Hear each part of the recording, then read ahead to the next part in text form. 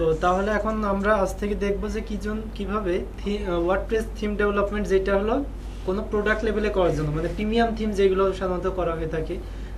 তবে আমরা গুরুত্ব দেব কোনটা, যেটা হলো থিম ফরেস্ট। থিম ফরেস্টের জন্য যেভাবে ওয়ার্ডপ্রেস থিমগুলো ডেভেলপ করা হয়, ওর যে রুলসগুলো আছে বা ওইটার জন্য কাজ করতে হলে কীভাবে আমাদেরকে করতে হবে, সেই জিনিসগুলো নিয়ে আমরা আজকে আলোচনা করব। তো আমাদের যেটা ফার্স্টে আমরা করব সেটা কি, আমাদের এই যে থিমগুলো আমরা তৈরি করতেছি, আমরা যখন দেখেন যখন ফ্রন্ট এন্ডে কাজ করতাম, ফ্রন্ট এন্ডে কাজ করার সময় আমরা একটা কুইক স্টার্ট প্যাক বানিয়ে রাখতাম না, যে সাধারণত যেই লাইব্রেরিগুলো আমরা অনেকবার বেশি ইউজ করি, প্রায় প্রত্যেক প্রজেক্টেই থাকে, এরকম কিছু ফাইলগুলো ইনক্লুড করাই থাকে, এরকম করে নিয়ে আমরা CSJS ফোল্ডার সব করে রাখতাম, যাতে আমাদের কাজটা একটু দ্রুত কাজ করা যায়, শুরু করা যায়। তো ঠিক একইভাবে আমাদের মানে এইগুলোকে বলে স্টার্ট থিম, যেগুলো ইসের জন্য ওয়ার্ডপ্রেসের দিক দিয়ে বলে এইগুলো স্টার্টার থিম, আর ওইগুলো স্টার্টার টেমপ্লেট বলতে পারেন, মানে যেটা হলো আমাদের কুইক স্টার্ট প্যাকটা। তো এরকমভাবে ওয়ার্ডপ্রেসের হলো আছে স্টার্টার থিম আছে, যেগুলোকে আমরা ডাউনলোড করে নিয়ে ওইটা থেকে কাজ শুরু করতে পারবো। ওইখানে আমাদের অলরেডি অনেক কাজ করা থাকে, যেগুলো আমাদের প্রত্যেকটা থিমে করা লাগে। যেমন দেখেন, আমাদের থিম সাপোর্ট দেওয়া লাগে না, যে থাম্বনেল এটা যে পাবে কিনা, পোস্ট থাম্বনেল যেটা, বা বিভিন্ন আমাদের এরকম CSS এনকিউ করতে হয়, তাই না, বা আমাদের JS গুলো এনকিউ করতে হয়। এনকিউ গুলো হয়তো বা এর আগে দেখানো হয় না, আমি জিনিসগুলো সব দেখাবো এখন। তো এই ব্যাপারগুলো অনেকগুলো কাজ অলরেডি আমাদের স্টার্টার থিমে করা থাকে। এই জন্য আমাদের কি করা লাগে, আমাদের এই প্রজেক্টের জন্য আমরা যে টেমপ্লেটটা থেকে ওয়ার্ডপ্রেস থিমে তৈরি করব, ওই টেমপ্লেটে যেই সকল CSS থাকে ওই নিশ্চয়ই আলাদা থাকবে, কিছু কেউ JS থাকে, ওইগুলোকে আমাদের এনকিউ করে নিতে হয়। তারপর আমাদের যেই এক একটা পার্ট থাকে ওইগুলোকে আমরা শর্টকাট তৈরি করে নিয়ে কাজ শুরু করে দিই। তো এই জন্য আমাদের অনেকটাই কাজ মানে হয়ে যায়, ওঠে সহজ হয়ে ওঠে। এবং দেখা যাচ্ছে আপনার মূলত যে ওয়ার্ডপ্রেস থিম, ওতে কিন্তু প্রত্যেকটা থিমেতেই কিন্তু একটা স্ট্রাকচার আছে, যেমন কি index.php থাকতেই হবে, style.css থাকতেই হবে, তাই না, এবং সিঙ্গেল page.php বিভিন্ন আমাদের কিন্তু এরকম ফাইল আছে, যেগুলো আমাদের প্রত্যেকটা থিমেতে থাকতে হয়, এবং কোনটার কি কাজ সেগুলো ওইখানে এক্সাম্পল আকারে দেওয়া আছে। তো সুতরাং আপনি যদি স্টার্টার থিম ডাউনলোড করে নেন, তাহলে আপনি ওইখান থেকে মনে করতে হবে না আচ্ছা কোনো ফাইল মিসিং গেল কিনা, দেখা যাচ্ছে আপনি archive.php করেন নাই, তাই না, কিন্তু ওইখানে ঠিকই কিন্তু দেখবেন archive.php একটা আছে, তার মানে কি আপনাকে ওইটা কাজ করতে হবে, বা এরকম ভাবে আপনার কোনো কিছু আর কি মিসিং যাওয়ার সম্ভাবনা থাকবে না, ওইখানে সব পাবেন, ওইগুলোকে ফেলাই দিয়ে আপনার নিজের মতো কাজগুলো করতে হবে। তো আমরা এইগুলোর জন্য একটা স্টার্টার থিম ইউজ করব, যেটার নাম হলো আন্ডারস্কোরস। তো এটা কি কোথায় পাওয়া যাবে, underscores.me এই ওয়েবসাইটে গেলে আপনারা পাবো। তো তার আগে আমরা যেহেতু আবার নতুন করে শুরু করতেছি, সেহেতু কি করবো, wordpress.org থেকে ওয়ার্ডপ্রেসটা ডাউনলোড করে ফেলে, কারণ আমার নতুন আরেকটা ভার্সন চলে আসছে, গত পরশুদিন 2 তারিখে আবার ভার্সন আপডেট হয়েছে 4.8.1। তো আমরা ভার্সনটা এটা নতুনটা ডাউনলোড করে নিয়ে আবার নতুন করে কি করবো, আজকে ইনস্টল করবো, তাই না, সম্পূর্ণ নতুনভাবে। এবং আমরা কি করব, underscores.me থেকে আমাদের একটা স্টার্টার থিম ডাউনলোড করে নিব। এবং এইখানে আমরা আজকে অনেক কিছু নিয়ে আলোচনা করব, যেমন টেক্সট ডোমেইনটা, তাই না, এর আগে কিন্তু আমরা এই ব্যাপারটা নিয়ে আলোচনা করি নাই, সবসময় স্কিপ করে গেছি, বলছি যে দ্বিতীয় প্যারামিটার হিসেবে আমাদের এটা দেওয়া লাগে, কিন্তু এটা কি জন্য দেওয়া হয় বা কি জন্য কাজে লাগে, এই বিষয়গুলো সবই বলা হবে এক এক করে। আচ্ছা, তো আমাদের wordpress.org-টা ডাউনলোড হচ্ছে, আমরা তত সময় কি করব, আমরা underscores.me এর কথা বললাম, তাই না, underscores.me এই ওয়েবসাইটে গেলে আমরা একটা স্টার্টার থিম ডাউনলোড করতে পারবো। স্টার্টার থিম মানে কি, এটা হলো স্টার্ট করার জন্য সহায়তা করবে, এরকম underscores.me underscores.js underscores.me underscores.me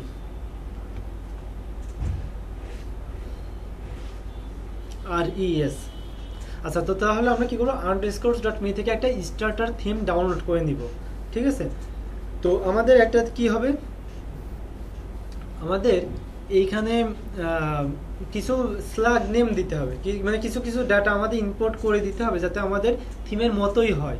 যেমন আমরা যখন থিমটাকে করব প্রিমিয়াম লেভেলে, তখন আমাদের অনেকগুলো বিষয় মনে রাখতে হবে, বা ওইগুলো মাথায় ক্যাচ করে রাখতে হবে, যে এই বিষয়গুলো ঠিক রেখে কাজগুলো করতে হয়। তার মধ্যে কি ব্যাপার, আপনার থিমের প্রত্যেকটা ফাংশন, যত ফাংশন আপনি তৈরি করতেছেন বা যতগুলো ক্লাস তৈরি করতেছেন, প্রত্যেকটার প্রথমে একটা ইউনিক প্রিফিক্স যোগ করতে হবে, ঠিক আছে, কারণ কি, যাতে আপনার ওইটা মোডে না যায়।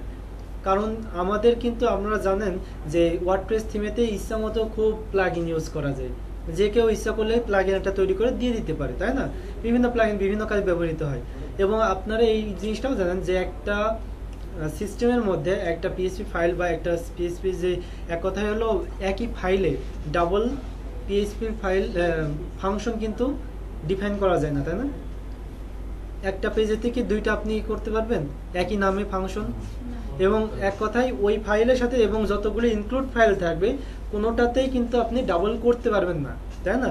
তার মানে এমন কোনো পেজ যদি থাকে যে পেজে আপনার যতগুলো ফাইল এক্সিকিউট হচ্ছে ওই সব পেজের মধ্যে আপনার সেম নামে ফাংশন রাখা যাবে না। যদি রাখা হয় তাহলে কি বলবে, এটা ফেটাল এরর দিবে, যে বলবে যে মানে দিস ফাংশন অলরেডি ডিক্লেয়ার্ড, তাই না? যে আমাদের অলরেডি এটা ডিক্লেয়ার করা আছে। তো সেহেতু আমরা কি করতে পারবো না, একই ফাংশন ডাবল ভাবে ডিক্লেয়ার করতে পারবো না। তো দেখেন আপনি একটা ফাংশন তৈরি করতেছেন, সেটা কি নামে? সাপোজ আমি টেস্টিমোনিয়ালের জন্য একটা ফাংশন তৈরি করতেছি, অ্যাজ ইউজুয়াল এটা কি ভাবে আসবে যে টেস্টিমোনিয়াল এইটা নামে একটা ফাংশন তৈরি করলেন। কিন্তু এই টেস্টিমোনিয়াল এইটা কিন্তু একটা গ্লোবাল একটা নাম, এটা যে কেউ কিন্তু এই নামটা ব্যবহার করতে পারে, তাই না? যে মনে করেন আপনি জানেন, সাপোজ আপনি হলো একজন হলো প্লাগইন ডেভেলপার, তো আপনি একটা ওই প্লাগইনের মধ্যে আপনি কি করছেন, ওই আপনার টেস্টিমোনিয়াল নামে একটা ফাংশন তৈরি করছেন। কারণ আপনার দেখা যাচ্ছে এই রোলসগুলো জানা নাই, ঠিক আছে? আপনার জানা নাই যে আমাদের এরকম ইউনিক প্রিফিক্স রাখতে হবে। এখন আমিও জানি না যে আমাকেও এরকম ইউনিক প্রিফিক্স রাখতে হয়। আমি কি করলাম, আমার থিমের মধ্যেও আমি টেস্টিমোনিয়াল নামে একটা ফাংশন তৈরি করলাম। তো যখন আমার ওই থিমের মধ্যে আপনার প্লাগইনটা ইনস্টল করতে যাওয়া হবে তখনই কিন্তু আমাদের একটা ফ্যাটাল এরর দিয়ে দেবে, তাই না? কারণ কি বলবে যে অলরেডি আমাদের এই ফাংশনটা আছে। তো এই জন্য যাতে আমরা প্রত্যেকটা প্লাগইন খুব ভালোভাবে ব্যবহার করতে পারি, এই কারণে যাতে কোনো ফাংশনের সাথে কনফ্লিক্ট না করে, আমাদের নিয়ম কি হবে, আমাদের উচিত হবে যে প্রত্যেকটা ফাংশন অবশ্যই একটা ইউনিক প্রিফিক্স রাখা। প্রত্যেকটা আপনার থিমের যতগুলো ফাংশন তৈরি করবেন প্রত্যেক ফাংশনের প্রথমে ইউনিক প্রিফিক্স রাখবেন। তো ইউনিক প্রিফিক্সটা কিভাবে রাখবেন? হ্যাঁ, থিমের স্ল্যাগ নেমটা ইউজ করাটা এই যারা সবথেকে বেশি প্রিফার কোনটা স্ল্যাগ নেম সেটা তো জানেন, তাই না? আমরা একটা থিমস ফোল্ডারের মধ্যে যেই ফোল্ডারের নামটা থাকে ওইটাই মূলত আমাদের থিমের স্ল্যাগ নেম বলে। ওই স্ল্যাগ নেমটাই প্রত্যেকটা ফাংশন ফার্স্টে ইউজ করাটা আমাদের সব থেকে ভালো হবে। আচ্ছা, তো আমাদের ওয়ার্ডপ্রেস ডাউনলোড হয়ে গেছে, আমরা এটাকে ইনস্টল করে ফেলি এবং জ্যাম থেকে আমরা একটা ওয়ার্ড ডিবি ক্রিয়েট করে নেই। আচ্ছা, আমাদের এটা অন আছে, সুতরাং কি করব, localhost/phpMyAdmin এখান থেকে। আচ্ছা, তাহলে এখান থেকে কি করবো, এটা আলাদা ডেটাবেস ক্রিয়েট করে নিচ্ছি যাতে আমাদের একদম সম্পূর্ণ ফ্রেশ থাকে ব্যাপারটা। ডেটাবেসে যে আমরা এখান থেকে ক্রিয়েট করে নেব। তো তার আগে দেখে নেই যে আমাদের থিমটা কি নামে আছে, ইউলাইক নামে আছে, তাই না? তার মানে আমাদের থিমটা মূলত ইউলাইক নামে আমরা তৈরি করব। তো আমরা ওয়েবসাইটের নামটা ইউলাইক দিতে পারি, মানে আপনাদের ইচ্ছা মতো খুশি। তো আমাদের কি হবে, এই ওয়েবসাইটটা এইটা আমরা দেখবো যে কিভাবে আমাদের থিম ফরেস্টের উপযোগী করে ওয়ার্ডপ্রেস থিমটা ডেভেলপ করা যায়। এটা একটা আমাদের কি থিম, এটা হলো প্রিমিয়াম একটা HTML টেমপ্লেটই এটা, তবে ওয়ান পেজের একটাই পেজ আছে এখানে। যদিও আমাদের ওয়ার্ডপ্রেস করার সময় আমাদের আরও কিছু পেজ অটোমেটিক্যালি অ্যাড হবে, তাই না?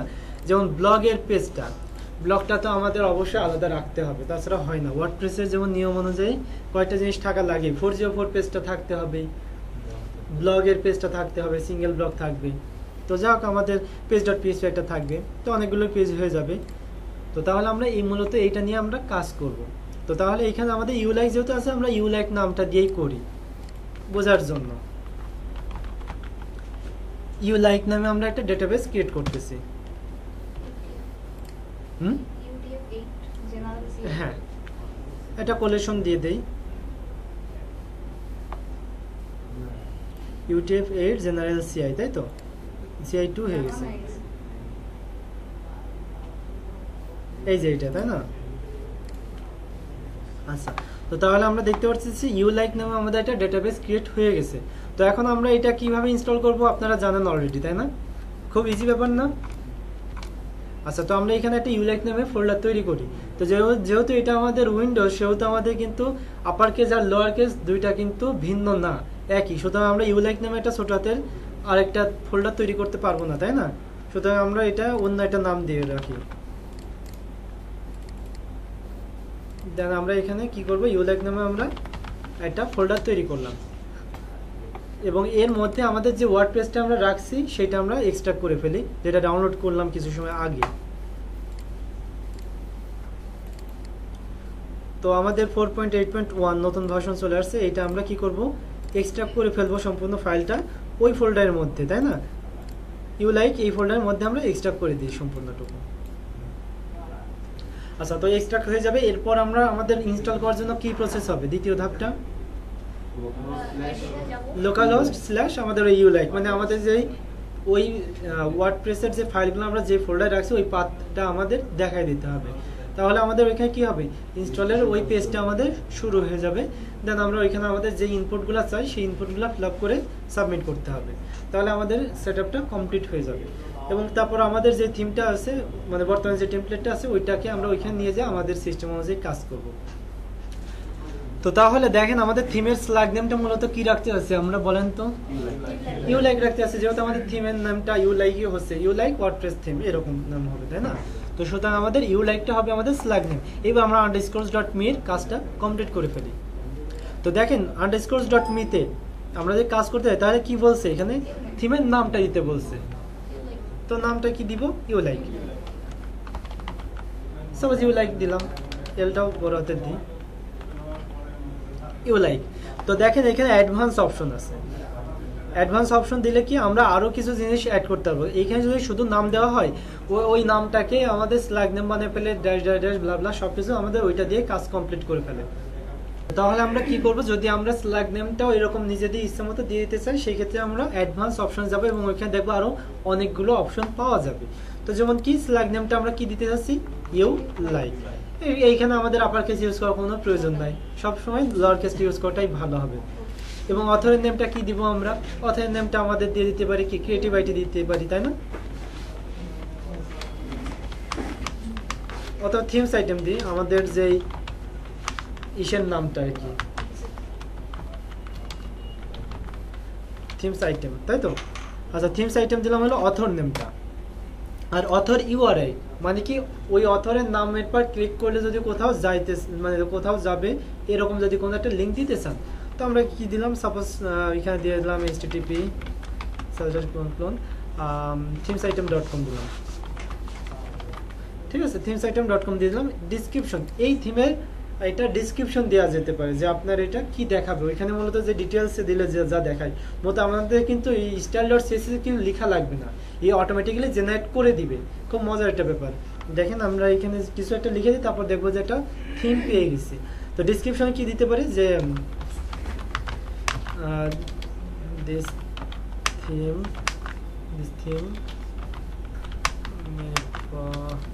এটা কিসের জন্য আমি তো একটু দেখেও নাই, একটু দেখে নিই। এটা হলো পোর্টফোলিও সাইটে, তাই না? আচ্ছা, তাহলে এখানে লিখে দিই যে Ulike is a personal portfolio site, তাই তো? ইউআরটি পোর্টফোলিও ওয়ার্ডপ্রেস থিম। ওয়ার্ডপ্রেসের পিটা হলো আপার কেস, হ্যাঁ? এটা কিন্তু ওয়ার্ডপ্রেসটা যদি আপনি ছোট হাতে দেন, সব মানে পিটাও যদি ছোট হাতে দেন, এটা কিন্তু সাবজেক্ট দিবে। মানে ওয়ার্ডপ্রেসের ডাব্লিউটা বড় হাতে এবং পিটা বড় হাতে রাখতে হবে। আপনার থিমে যেখানে ইউজ করবেন এটা বড় হাতে দিতে হবে, পার্সোনাল ওয়ার্ডপ্রেস থিম। ওকে, তো যাই হোক আমাদের হয়ে গেল। এবার জাস্ট আমরা কি করব, জেনারেট করব। তো জেনারেট করে ফেলি, তাহলে আমরা কি পাবো, একটা থিম পাবো, একটা স্টার্টার থিম পাবো। তো সেভ করে ফেললাম। আচ্ছা, আমাদের এখানে এক্সট্রা হয়ে গেছে, তাই না? এবং আমাদের কি পাইছি, একটা থিমটাও পেয়ে গেছি। ইউলাইক, দেখছেন ইউলাইক.zip এই নামে আমাদের একটা থিম দিছে এবং এর মধ্যে কি কি আছে, অনেক কিছু আছে। তো ওইগুলো আমরা একটু পরবর্তীতে আলোচনা করবো, আগে আমরা ইনস্টলটা করে ফেলি। তো তাহলে আমরা ইনস্টলটা করে ফেলার জন্য কি করব, localhost/iulike। আমাদের ডেটাবেসের নামটা কি, ইউলাইক। আমাদের পাসওয়ার্ডটা কি, আর ইউজার রুট। গুড, ওকে। তো তাহলে আমরা কি করব, এখানে ইউলাইক, ইউজার নেম, রুট, পাসওয়ার্ড কিছুই না, আমাদের host name local host, prefix আমরা ইউলাইকই দিয়ে রাখি আপাতত। ওকে, তো তাহলে আমরা কি করবো এবার? সাবমিট। এবার আমাদের সব কিছু ঠিক আছে, অলরাইট, তাই না? কি ওকে, তো তারপর আমাদের এখানে সাইটের নেমটা দিতে হবে। আমরা সাইটটার নেম কি দিতে পারি? Ulike portfolio, portfolio theme. So just আমরা লিখে রাখলাম, ইউজার নেম অ্যাডমিনই রাখি, অ্যাডমিনই রাখলাম সহজভাবে বোঝার জন্য। ওকে, দেন আমরা যে কোনো একটা ইমেল অ্যাড্রেস দিয়ে দিব এখানে।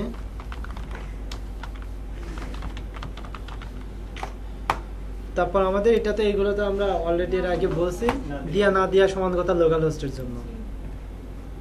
যদি টিক দিয়ে দেয় তাহলে কি করবে বলেন তো? লাইভ সার্ভে যখন দিব টিক দেওয়া অবস্থায় কি থাকবে? হ্যাঁ, সার্চ ইঞ্জিনে কাজ করবে না, আর যদি টিকটা না দেওয়া থাকে সেই ক্ষেত্রে কাজ করবে। ওকে, দেন আমাদের কিন্তু ওয়ার্ডপ্রেসটা সেটআপ দেওয়া কমপ্লিট হয়ে গেল না? কমপ্লিট হয়ে গেছে। এখন আমরা এটাকে লগ ইন করে ফেলি। আচ্ছা, তো আমাদের ড্যাশবোর্ডেও কিন্তু ঢুকে ফেলছি, তাই না? ঢুকে পড়েছি, এবং আমাদের যদি সাইটটা দেখতে চাই তাহলে দেখতে পারবো যে 2017-এর যে থিমটা ওইটাই আমাদের ইনস্টল অবস্থায় আছে। ওকে, তো এখন আমরা কি করলাম? আমরা কিন্তু কিছু সময় আগে একটা তৈরি করছি থিম ইউলাইক নামে, সেটা আমরা ইনস্টল করে দেখি তো কি অবস্থা, তাই না? ওইটা আমরা একটু ইনস্টল করি। থিমস, অ্যাড নিউ, মানে দুইভাবে করা যায়। ওইখানে সরাসরি আমরা এক্সট্রাক্ট করে দিলেও হবে, অথবা এখান থেকে আপলোড থিম দিলেও একই ব্যাপার, তাই না? তো আমরা একটু আপলোড করেই দেখি কি রকম দেখাই। ওকে, তো আমাদের iulike.zip এটা না, এটা কিন্তু আমাদের থিমটা ছিল মাত্র 34 কিলোবাইটে। তো এটা আমরা আপলোড করে ফেলি। ওকে, তো আমাদের দেখেন আমাদের কি কমপ্লিট হয়ে গেছে না? আপলোড হয়ে গেছে। আমরা অ্যাক্টিভও করে নিই। এবার একটু এর লুকটা দেখে আসি যে কেমন। আমরা তো একটা থিম তৈরি করলাম ইউলাইক নামে, এখন পর্যন্ত ওর মধ্যে কোনো কাজ নেই। দেখছেন থিমস আইটেম আছে, নিচে ইউআরএলটা চলে আসছে না, themesitems.com, ডিসক্রিপশনটা আসছে, ভাষণ দিয়ে দিচ্ছে, ইউলাইক আমাদের নামটাও চলে আসছে, সব কিছুই আসছে, তাই না? এইবার এটা একটু রিলোড দেই, কেমন দেখা যাচ্ছে? সবে কিন্তু কাজ হচ্ছে, যদিও কোনো সিএসএস নাই। সিএসএস না থাকার কারণে আমাদের এরকম দেখাচ্ছে, তাই না? কিন্তু আমাদের কিন্তু কাজ করতেছে, এবং হ্যালো ওয়ার্ল্ডে যে ক্লিক করে হ্যালো ওয়ার্ল্ডের লেখাগুলো আসছে, কমেন্ট আসতেছে, ফুল ফিচার্ড একটা থিম আছে এইখানে। যদি আমরা কোনো ক্যাটাগরির মধ্যে ঢুকি আনক্যাটাগরাইজ, ওটা কিন্তু ক্যাটাগরি ওয়াইজে আমার দেখা যাচ্ছে, তাই না? সবগুলা কাজই করতেছে, কিন্তু এটার কোনো সিএসএস দেওয়া নাই, কারণ এটার শুধুমাত্র আমাদের কোর ফিচারগুলো ওইখানে ফাংশনগুলো কাজ করানো আছে, কিন্তু কোনো সিএসএস দিয়ে এটাকে অর্গানাইজড করা নাই। কারণ ইমেজ তো নাই, কোনো ইমেজ তো নাই, কি দেখাবে? ওইটা তো 2017-এর সাথে ছিল, 2017-এর সাথে, কিন্তু ডিফল্ট ভাবে ওয়ার্ডপ্রেসে যে পোস্টে থাকে ওইটার মধ্যে কোনো ইমেজ দেওয়া থাকে না। এই জন্য যদি হ্যালো ওয়ার্ল্ডে যে কোনো ইমেজ দেওয়া থাকে তাহলে সেটা দেখা যেত। হ্যাঁ, 27-এর ওইটা ব্যানার হিসাবে দেওয়া থাকে। তো যাই হোক, আমরা বুঝতে পারলাম যে আমাদের একটা থিম হয়েছে। এবার আমরা একটু ঢুকি, দেখি তো আমাদের আসলে কি রকম কি হইলো, তাই না? তো ডব্লিউপি কন্টেন্ট থিমস, এর মধ্যে আমাদের থিম কোনটা? দেখছেন আমাদের ইউলাইক কি স্ল্যাগ নেম ইউলাইক হয়ে গেছে। এবার একটা মজার ব্যাপার দেখেন, আমাদের দেখছেন কত থিম, কত ফাংশন, প্রত্যেকটা ফাংশন তৈরি হয়ে গেছে। কিন্তু ফাংশন.phpটা ঘুরে আসি, দেখি কেমন। আমাদের কিন্তু কোনো কাজই করা লাগে না, তাই না? অটোমেটিক সব হয়ে গেল না? এবং আমরা দেখেন যদি এর যদি style.css যেটা আছে সেটা যদি দেখি, তাহলে আমরা কি দেখতে পাবো? ওইখানে আমাদের নামগুলা সব অটোমেটিক্যালি দেওয়া আছে, সবই আছে, একদম ফুল ফিচার্ড একটা থিম। দেখেন ইউলাইক, তাই না? থিমের ইউআরআই দিয়েছে, অথর দিয়েছে, প্রত্যেকটা জিনিস আমাদের লেখা কমপ্লিট, এবং আমাদের কেউ সিএসএসও দিয়ে দিচ্ছে নর্মালাইজ করার জন্য বা টাইপোগ্রাফির জন্য, বিভিন্ন কারণে আমাদের দিয়ে দিছে। তো এবার আমরা কি করব? এর function.php-টাতে একটু যেয়ে আসি। তো দেখেন function.php-তে কি লেখা আছে? ইউলাইক সেটআপ। এই যে ইউলাইক আন্ডারস্কোর, আমি কি ওই সময় আগে কিন্তু এই কথাটা বলছিলাম, ইউনিটের প্রিফিক্স থাকতে হবে। আমাদের কি দিয়ে দেওয়া লাগছে? অটোমেটিক দিয়ে দিছে। ও অনেক স্মার্ট, তাই না? ওকে নাম বলেছি, স্ল্যাগ নেমটা বলেছি, ও কিন্তু তৈরি করে ফেলছে। আবার দেখেন আমাদের এই যে আপনার কন্টেন্ট ওয়েট কি আছে না, ইউলাইক আন্ডারস্কোর, আমাদের উইজেট ইনিশিয়ালাইজের জন্য কি আছে, প্রত্যেকটা ফাংশনের ফার্স্টে কি আছে, ইউলাইক আন্ডারস্কোর আছে। তার মানে আমাদের যে প্রিফিক্সটা ইউজ করতে হবে, ওরা কিন্তু স্ল্যাগ নেমটা দিয়ে আমাদের প্রিফিক্স দিয়ে ফেলছে অলরেডি, তাই না? আমরা কিন্তু এটা আমাদের ম্যানুয়ালি আর করা লাগতেছে না, প্রত্যেকটা জায়গায় কিন্তু আমাদের নাম, মানে দেখে মনে হচ্ছে না এটা আসলে আমাদের একটা থিম। আমরা কিন্তু এখনো একটা সিঙ্গেল ওয়ার্ড কিন্তু আমরা এডিট করি নাই, তাই না? এটা কিন্তু জাস্ট জেনারেট করছি। আচ্ছা, তো আমাদের এরকম ভাবে আবার অনেকগুলো ফাইল দেখেন ইনক্লুডও করে দিছে, তাই না, রিকোয়ারও করে দিছে। তো তার মধ্যে আমাদের আরো অনেকগুলা কাজ করা আছে এই সপ্তাহের মধ্যে। তো আমাদের এখন কি কাজ হবে সেগুলো আমরা এখন এক এক করে দেখি, ঠিক না? এবং প্রত্যেকটা দেখেন এটা কি করছে, যে ফাংশন ফার্স্টে এক্সিস্ট আছে কিনা চেক করে নিছে, যে ইউলাইক সেটআপ নামে কোনো ফাংশন আছে কিনা। যদি না থাকে সেক্ষেত্রে কি করতেছে, ওই ফাংশনটাও তৈরি করতেছে, তাই না? এবং এইখানে আমাদের ইন্ড ইফ করছে। এবং আমরা দেখছি যে ইফটা আমাদের কয়েকভাবে লেখা যায়, তাই না? একটা কার্লি ব্রাসেস দিয়েও আমরা বডি বানাইতে পারি, অথবা একটা ক্লোন দিয়েও আমরা বডি বানাতে পারি। যে ক্লোন দিয়ে বডি বানাই তাহলে এটাকে ক্লোজ করার সময় এন্ড ইফ দিতে হয়, আর যে কার্লি ব্রাসেস দিয়ে যে বডি শুরু করে তাহলে আমাদের শেষ করার জন্য কার্লি ব্রাসেস দিয়ে শেষ করতে হয়। তো যাও, তাহলে আমাদের এখানে কি এন্ড ইফ দ্বারা ওইটাকে এন্ড করা হয়েছে, তাই না? তো দেখেন এবার আমরা কিন্তু অনেকগুলো হুক এখানে ইউজ করা আছে, যেগুলো আমরা এর আগে কোনো হুক কাজ করি নাই, তাই না? কোনো হুক নিয়ে ব্যবহার করি নাই, কিন্তু এগুলো আমাদের বাই ডিফল্ট ভাবে আছে। সুতরাং এগুলো নিয়ে আপনাদের খুব একটা মাথা ঘামানোর কোনো প্রয়োজন নাই, ঠিক না? তো আমাদেরকে কি করা আছে, যেগুলো কাজগুলো করা আছে এখানে আমাদের কোনোটা চেঞ্জও করা লাগবে না, এবং প্রত্যেকটা এক্সাম্পল হিসাবে একটা করে দেওয়া আছে। যেমন কি করা আছে দেখেন, ইউলাইক উইজেট ইনিশিয়ালাইজ। আমরা কিন্তু এই উইজেট ইনিশিয়ালাইজ করার সময় একটা হুক ইউজ করছিলাম। সেটা কি করছিলাম, উইজেট আইএনআইটি, এই হুকটা ব্যবহার করা হয়েছিল, তাই না? তো দেখেন এর মধ্যে কিন্তু একটা রেজিস্টার উইজেট, রেজিস্টার সাইডবার কিন্তু তৈরি করা আছে। সুতরাং কিন্তু আমরা এখান থেকে কিন্তু সাইডবার তৈরি করতে পারতেছি এবং এক্সাম্পলও দেখতে পারতেছি। আচ্ছা, তো তারপর আমাদের কি আছে, এনকিউ স্ক্রিপ্ট, ঠিক আছে, ইউলাইক স্ক্রিপ্ট। এইবার দেখেন এখানে কি আছে, ডাব্লিউপি এনকিউ স্ক্রিপ্টস, এইটা হলো আমাদের একটা হুক। এইটার মাধ্যমে কি করা হয়, এটার মাধ্যমে সাধারণত আমরা যে কোনো সিএসএস বা জেএস গুলো আমরা ইনক্লুড করি। দেখেন আমরা যদি ফাংশন ডট পিএইচপি তে যাই, আচ্ছা সরি, আমরা আগে একটু এটাকে ব্রাউজারে দেখে নিই যে আসলে আমাদের এর মধ্যে কি কি আছে। উপরে দেখেন সিএসএস আছে কতগুলো, একটা দুইটা তিনটা। এইগুলো কোথা থেকে আসে, ইনক্লুড থেকে আসছে। আচ্ছা, এইগুলো থেকে হবে না শিওর। তো এখান থেকে কোথা থেকে আছে, ডাব্লিউপি কন্টেন্ট থেকে। ডাব্লিউপি কন্টেন্ট থেকে কি স্টাইল ডট সিএসএস নামে একটা ফাইল আছে না, এটা কিন্তু কল হচ্ছে, তাই না? কল হচ্ছে না? তো তাহলে কি হচ্ছে দেখেন, আমাদের কিন্তু থিমস ফোল্ডার থেকে একটা কল হচ্ছে, তাই না? তো তাহলে আমরা সাধারণত এর আগে যেভাবে করছিলাম তাতে কি হেডার ডট পিএইচপি তে আমাদের এই ফাইলটা ছিল। তো আমরা এবার একটু হেডার ডট পিএইচপি তে যে দেখি আসলে আমাদের এরকম কোনো ফাইল আছে কিনা। তো হেডার ডট পিএইচপি তে গেছি, লিংক নামে আর কিছু আছে, আর কিছু আছে নাই। তো তাহলে আমাদের এটা কিভাবে আসতেছে, ডাব্লিউপি হেডার, ঠিক না? মানে আমাদের এখানে একটা ফাংশন তৈরি করা আছে না, WP head dot PHP, sorry WP head নামে একটা ফাংশন এখানে কল করা আছে, এইটার মাধ্যমে আমাদের আসতেছে। এবার এইখানে কিভাবে আসতেছে, এইখানে সেট করতেছে আমরা হুকের মাধ্যমে। ফাংশন ডট পিএইচপি থেকে দেখেন বলেছি কি, ডাব্লিউপি এনকিউ স্ক্রিপ্টস নামে আমরা একটা ফাংশন তৈরি করছি, মানে এটা আমরা অ্যাকশন দিয়েছি, তাই না? এটা হুক ব্যবহার করা হয়েছে, এবং এটা কি ফাংশনটা আমাদের এখানে দেওয়া হয়েছে, ইউলাইক স্ক্রিপ্টস নামে। এবার এই ফাংশনের মধ্যে দেখেন কি কি আছে আমাদের, এই যে এখানে ইউলাইক স্টাইল, এবং এখানে কি দিয়ে আছে, get style sheet directory URI, get style sheet URI. এইটা মূলত কি রিটার্ন করে, এইটা রিটার্ন করে আপনার থিমের যে স্টাইল ডট সিএসএস ফাইল সম্পূর্ণ ওর ইউআরএলটা আমাদের রিটার্ন করে দেয়। মানে এখানে একদম আমাদের প্রথম থেকে আছে, তাই না? যে আমাদের এইচটিটিপি ক্লোন, তারপর আমাদের কি slash slash local host slash আমাদের কি Ulike slash WP content slash themes slash Ulike slash আবার কি স্টাইল ডট সিএসএস, সম্পূর্ণ লিঙ্কটা আমাদের এই ফাংশনটা রিটার্ন করে দেয়। মানে এটা কিন্তু আমাদের দ্বিতীয় প্যারামিটার। এটা মূলত আমাদের 5টা আছে, দেখেন নিচেরটা দেখলে তখন বুঝতে পারবো। যদিও এটা জেএস করছে, তো জেএস এবং যেটা স্টাইল দুইটা অনেকটা সিমিলার। মূলত আমাদের ফাংশনটার নামটা কি, ডাব্লিউপি এনকিউ স্টাইল। ডাব্লিউপি এনকিউ স্টাইলের মাধ্যমে আমরা যে কোনো সিএসএস গুলাকে ইনক্লুড করি। দেখেন আমরা যদি এটাকে কেটে দিই, জাস্ট আমরা কি করলাম, কমেন্ট করলাম, মানে এটা আর কাজ করবে না। তাহলে এখন আমাদের কিন্তু আর এই যে ইউলাইক ডট স্টাইল ডট সিএসএস এটা আর পাবো না। দেখেন রিলোড করলাম, ওইটা হারিয়ে গেছে না? দেখছেন অ্যাডমিনের নিচে কিন্তু আর ওইটা নাই। তো তো মূলত এটাতে আমাদের কিসের থেকে আসছে, আমাদের function.php থেকে আসতেছে, এবং সেটা কিসের মাধ্যমে আসতেছে, wp-enq স্টাইল এই ফাংশনের মাধ্যমে।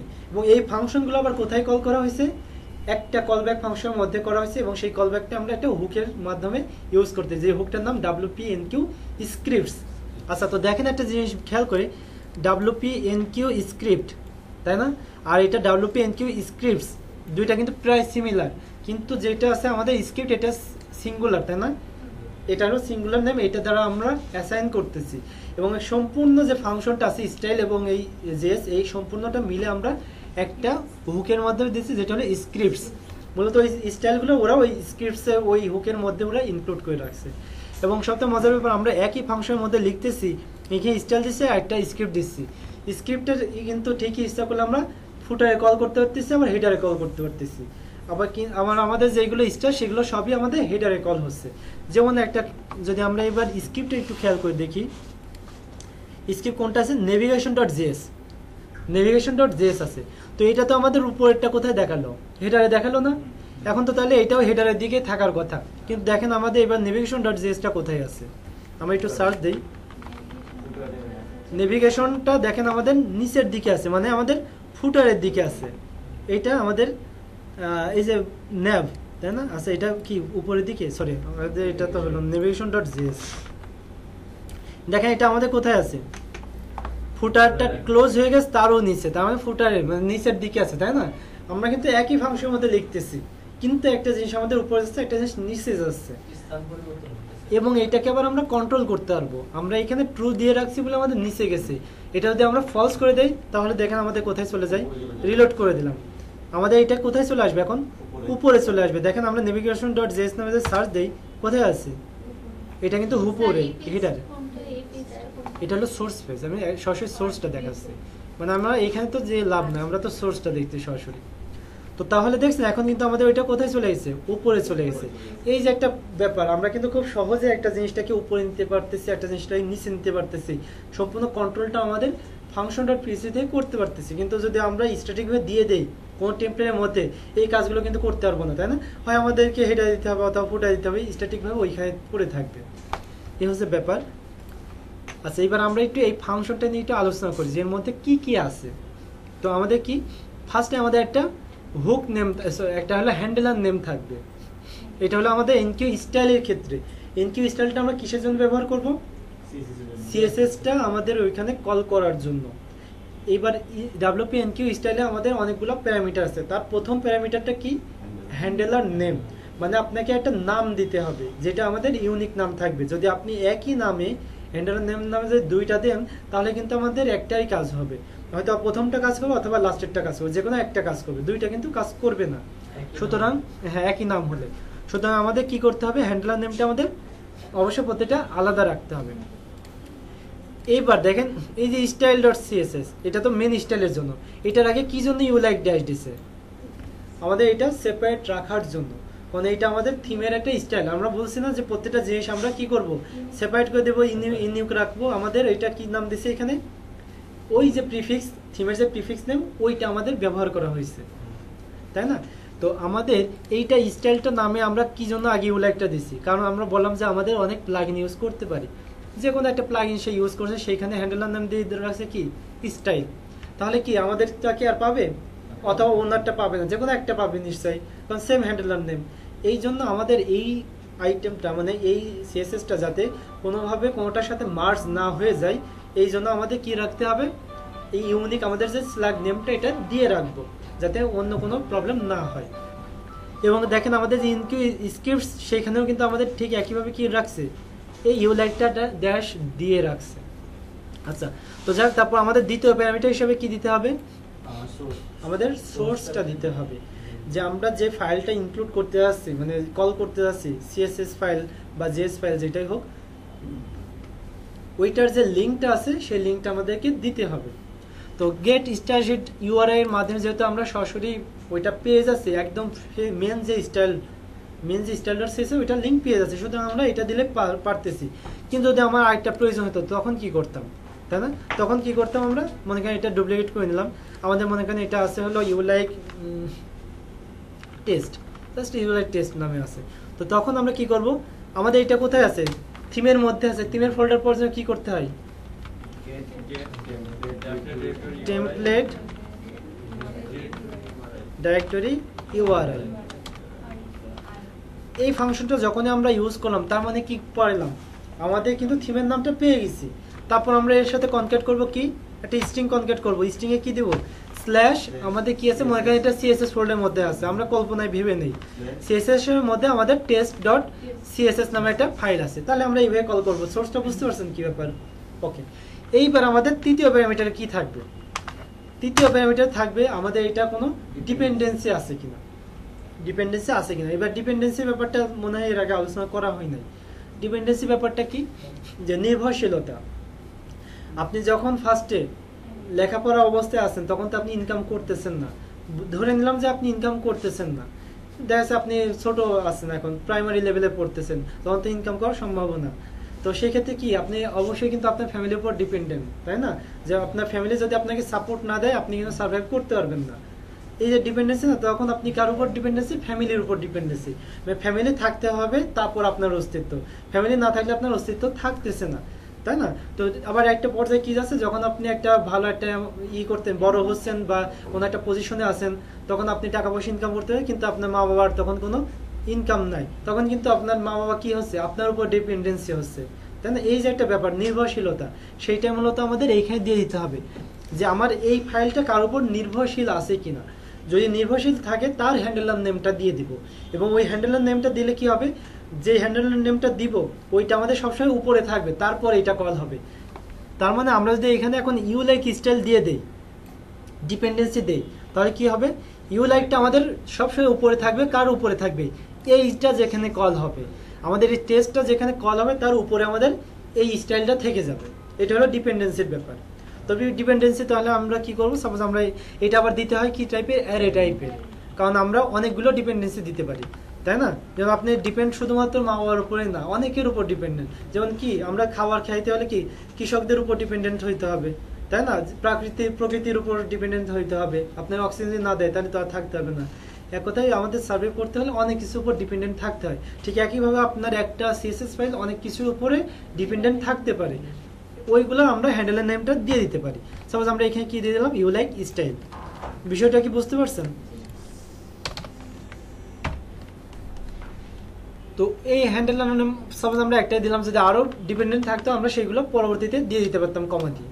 ওকে, তো তারপর আমাদের কি থাকবে, আমাদের তৃতীয় প্যারামিটার হিসেবে, চতুর্থ প্যারামিটার হিসেবে দিতে হবে আমাদের ভার্সন নেমটা। ভার্সন নেমটা কত, কারণ প্রত্যেকটা জিনিসের একটা ভার্সন থাকে না। সাপোজ আপনি বুট স্ট্র্যাপটা কল করতেছেন, ওটা 3.6.4 থাকতে পারে, আবার ওইটা থাকতে পারে 2.3 সামথিং, তাই না? একটা ভার্সন তো থাকতে পারে। তো ওই ভার্সনটা দেখাই দেওয়ার জন্য আপনারা এইখানে দিয়ে দিতে পারবেন। সাপোজ আমি ভার্সনটা দিলাম কি, যে 1.0, সাপোজ 1.0 দিয়ে রাখলাম। আপনি এখানে এটা হলো আমাদের কি টাইপের স্ট্রিং, আপনি ভিউ দিতে পারেন, ইচ্ছা যে কোনো নাম দিতে পারবেন। এবং তারপর যে লাস্টে যেটা আছে আমাদের 5 নাম্বার প্যারামিটার হিসেবে, সেটা আছে আমাদের মিডিয়া। মিডিয়াটা বলতে কি, আমরা দেখেন যখন আপনারা তো সবাই ফ্রন্ট এন্ড করছেন, তাই না? রেসপন্সিভ করছেন না? রেসপন্সিভ করার সময় কি নামে কি লেখা লাগে বলেন তো? ফার্স্টে শুরু করতে হলে রেট অফ মিডিয়া দেন না? মিডিয়া দিয়ে কিন্তু আপনি ওইখানে বলে দেন যে আপনার ডিভাইসের উইড কত, তাই না? মিনিমাম উইড এত বা ম্যাক্স উইড এত। এই যে মিডিয়া, এইটাই মূলত আমাদের মিডিয়াটা হচ্ছে আমাদের লাস্ট প্যারামিটার হিসেবে থাকবে।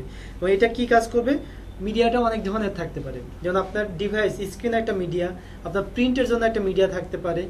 তো এরকম ভাবে আমাদের অনেকগুলো ক্যাটাগরি আছে, আমরা যেগুলো W3 স্কিলসে দিলে দেখতে পাবো। তো এইটা কি করব, আমরা সাধারণত যেগুলো সিএসএস লিখি আমাদের কিন্তু মিডিয়া আমরা সব অল অবস্থায় থাকি, মানে ওইটা প্রিন্ট লেভেলেও কাজ করে, আমাদের স্ক্রিন লেভেলেও কাজ করে, দুইটাতেই কাজ করে। তো আপনি যদি এটা চাচ্ছেন একটা সিএসএস শুধুমাত্র আমার প্রিন্টের জন্য কাজ করবে, যখন আমি কন্ট্রোল পি দিয়ে প্রিন্টে দেবো, ওই প্রিন্টের মধ্যে আমাদের যে যে সিএসএস লিখবো, এইখানে সিএসএস গুলো ওইটার ক্ষেত্রেই প্রযোজ্য হবে। সেক্ষেত্রে আপনারা এখানে দিয়ে দিতে পারেন প্রিন্ট। আর ডিফল্ট ভাবে আমাদের এখানে কি দেয়া থাকে, অল দেয়া থাকে, মানে যে কোনো মিডিয়ার জন্যই কাজ করবে। আর এটা দিলেও হবে, না দিলেও হবে যদি অল রাখতে চান, কারণ আমাদের বাই ডিফল্ট অল দেওয়া থাকে। যদি আপনি ভার্সন না দিতে চান নাও দিতে পারেন, আমাদের এগুলো রিকোয়ার না।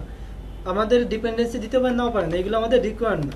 বাট কি রিকোয়ার, আমাদের এই দুইটা হলো রিকোয়ার, হ্যান্ডেলার নেম এবং আমাদের সোর্স, এই দুইটা দিতেই হবে। তো অবশ্যই আপনার বেস্ট প্র্যাকটিস হবে কি সব দিয়ে দেওয়া, তাই না? তবে লাস্টে অল পর্যন্ত টেনে নেওয়ার দরকার নাই, কারণ আমাদের প্রয়োজন আছে কি ভাষণ পর্যন্ত প্রয়োজন আছে, ভাষণটা আমাদের প্রতিটা চেঞ্জ হয়। সুতরাং ভাষণ দিতে হলে তার আগে আছে কি ডিপেন্ডেন্সি, এটা আমাদের রাখতেই হবে, তাই না? কারণ আমরা তার একটা টপ ক্যারেক্টে যাইতে পারবো না। যদি আপনার ডিপেন্ডেন্সি না থাকে আপনি ফাঁকা রাখতে পারেন, জাস্ট এক অ্যারে দিয়ে আপনি ফাঁকা রেখে দিলেন, এইটাতেও হবে। বুঝতে পারছেন ব্যাপারটা? আচ্ছা, তো তাহলে আমরা এটা বুঝতে পারলাম। এবং এই এতদূর পর্যন্ত মিডিয়ার আগ পর্যন্ত যে কথাগুলো বললাম WP&Q স্ক্রিপ্টসের ক্ষেত্রে প্রযোজ্য, সেম। কোন পর্যন্ত? এই মিডিয়ার আগ পর্যন্ত, মানে ভাষণ পর্যন্ত। ভাষণ পর্যন্ত ওইটারও যে প্যারামিটার, এইটারও সেম প্যারামিটার, বাট পার্থক্য কি লাস্টেরটাই 5 নাম্বার যেটা, সেইটা আমাদের CSS এর ক্ষেত্রে মানে স্টাইলের ক্ষেত্রে আমাদের ওইটা মিডিয়া ছিল, আর GS এর ক্ষেত্রে সেটা হবে কি ইন ফুটার, মানে ফুটারে এটা ইন ফুটার মানে কি ফুটারের মধ্যে। যদি আমরা ট্রু করি তাহলে এটা কি ফুটারের মধ্যে দেখাবে, যদি ফলস করি তাহলে ফুটারের মধ্যে দেখাবে, তার মানে কোথায় হেডারে চলে যাবে। বুঝতে পারছেন? তার মানে লাস্টের যে প্যারামিটারটা এটা যদি আমরা ফলস করি তাহলে আমাদের ওইটা কোথায় কল হবে, উপরে হেডারে কল হবে। আর যদি আমরা ট্রু রাখি তাহলে কোথায় যাবে, নিচে যাবে, মানে আমাদের ফুটারে কল হবে। এবং বাই ডিফল্ট ভাবে আমাদের এটা ফলস থাকে, মানে আমাদের হেডারে কল হয়। যদি আমরা ফুটারে দিতে চাই তাহলে আমরা কোথায় দিব, এটা ট্রু করে দিব। বুঝতে পারছেন ব্যাপারটা? ভাষণ, ভাষণ আপনি যে কোনো নাম দিতে পারেন। আপনার ভাষণ, ওই ফাইলটার ভাষণ যেটা, ওই ফাইলের যে ভাষণটা সেটা দিবেন আপনি।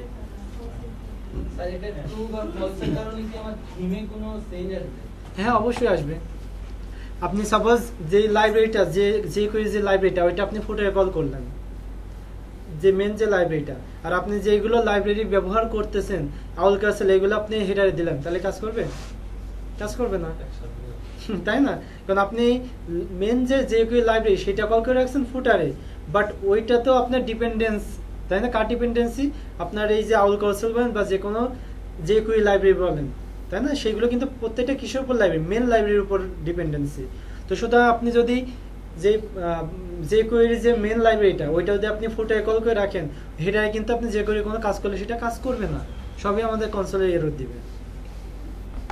তো সুতরাং আমাদের এটা মাথায় রাখতে হবে। এবং আমরা কিন্তু সাধারণ অর্থে যে কোয়েরিগুলো সবগুলো নিচেই কাজ করি, তাই না? ফুটারের দিকে রাখি।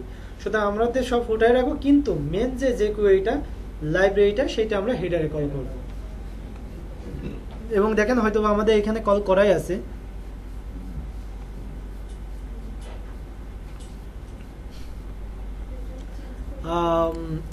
কমেন্ট না, আমাদের কল করা নাই, তো কল করে দিতে পারবো। আচ্ছা, তো আরেকটা মজার ব্যাপার কি জানেন, আমাদের যে ওয়ার্ডপ্রেসের যে ফাইলটা আমরা কিছু সময় আগে ডাউনলোড করলাম না, মেন যে ওয়ার্ডপ্রেসের স্ক্রিপ্টটা, এই স্ক্রিপ্টের মধ্যে অনেকগুলো লাইব্রেরি আমাদের ইনক্লুড অবস্থায় থাকে। ওইগুলো যদি আমরা ইউজ করতে চাই তাহলে আমাদের কোনো সোর্স নেমটা দিয়ে দেওয়া লাগে না, জাস্ট আমরা যদি ওর যে কি বলে হ্যান্ডেলার নেম ওটা দিয়ে দিই, অটোমেটিক্যালি আমাদের কাজ হয়ে যাবে। বুঝতে পারছেন ব্যাপারটা? এবং আরেকটা ব্যাপার হলো, যেই লাইব্রেরিগুলো অলরেডি আমাদের এরকম WP ইনক্লুড আছে WP স্ক্রিপ্টের মধ্যে, ওই লাইব্রেরিগুলো আমরা ডিফল্টভাবে যদি আবার সোর্স দিয়ে দিই আমাদের ওইটা কাজ হবে না। মানে কাজ হবে না বলতে এটা নিয়ম নাই দেওয়া। সাপোজ আমাদের যে কোয়েরির যে মেল লাইব্রেরি এটা কিন্তু অলরেডি ওয়ার্ডপ্রেস দিয়ে দেয়, সুতরাং ওইটা কিন্তু আমরা আমাদের নিজস্ব কোনো লাইব্রেরি আমরা ওইখানে দিতে পারবো না। দেখা যাচ্ছে আপনি হলো কি দিচ্ছেন 1.1 সামথিং দিচ্ছেন, ওইটা আমাদের কোনো দেওয়ার নিয়ম নাই। ওইটা সর্বশেষ যে ভাষণ ওইটা অটোমেটিক্যালি ওয়ার্ডপ্রেস দিয়ে দেয়। সেটা কি দেখা যাচ্ছে এখন 3 সামথিং যেটা আছে ওইটা ও অটোমেটিক্যালি ইনক্লুড করে নিবে। আমাদের কি করতে হবে, জাস্ট আমরা এরকম ভাবে লিখবো তখন যে WP&Q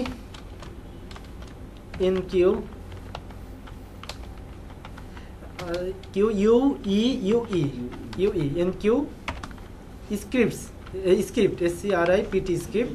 এবার দেন আমরা কি করবো, জাস্ট আমরা হ্যান্ডলার নেমটা দেবো, যে কোয়েরি হ্যান্ডলার কি যে কোয়েরি, জাস্ট যে কোয়েরি, এইটুকু করলে আমাদের কি হবে, যে কোয়েরিটা আমাদের কল হয়ে যাবে। বুঝতে পারছেন? এটা যদি আমরা সেভ করি তাহলে দেখেন আমাদের কিন্তু যে কোয়েরিটা চলে আসবে এবং ওইটা কোথায় যাবে, হেডারে যাবে। এবং আমরা এইখানে পাতটা দেখলে আপনি বুঝতে পারেন যে আসলে এটা কোথা থেকে কল হচ্ছে। দেখেন এই যে কোয়েরি, তাই না?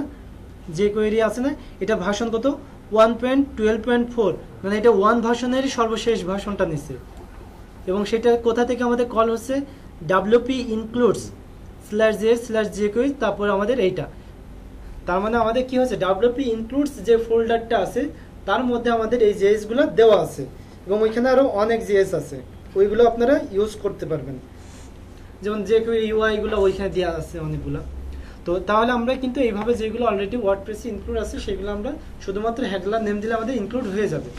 এখন ওইটা যদি আমরা কেটে দিই তাহলে কিন্তু আমাদের আর পাবে না, পাবে ওইখানে, এটা যদি আমরা কেটে দেই তাহলে কিন্তু আমাদের আর ওখানে থাকবে না, আমাদের এখানে আছে নাই। আরেকটা ব্যাপার হলো যদি আপনি ডিপেন্ডেন্সিতে ওই হ্যান্ডলারটা দিয়ে দেন তাহলে আবার অটোমেটিক্যালি কল হয়ে যাবে, মজার ব্যাপার। যেমন সাপোজ আমাদের একটা স্ক্রিপ্ট কল করা আছে না, এই যে এটা ডিপেন্ডেন্সিতে কিছু দেওয়া আছে, দেওয়া নাই। আমরা সাপোজ এখানে একটা হ্যান্ডলার নেম দিলাম, কোনটা, jQuery, jQuery, দেখবেন এবার অটোমেটিক্যালি আবার ওইটা কল হয়ে যাবে। আমরা কিন্তু এটা কল করি নাই, কিন্তু আমাদের অটোমেটিক্যালি কল হয়ে যাবে, আসছে না? এই দেখেন আমাদের কিন্তু এটা চলে আসছে। ব্যাপারটা বোঝা গেছে? এবার বুঝতে পারছেন? দেখেন এবার এটা যদি আমরা নেভিগেশনে যদি আমরা দিতাম, আমরা কোনটাকে দিছিলাম, সেটা দিয়েছিলাম, দেখি এটা ছিল হলো skip link focus, skip link focus ওইটা কোথায়, কন্ট্রোল F দিই,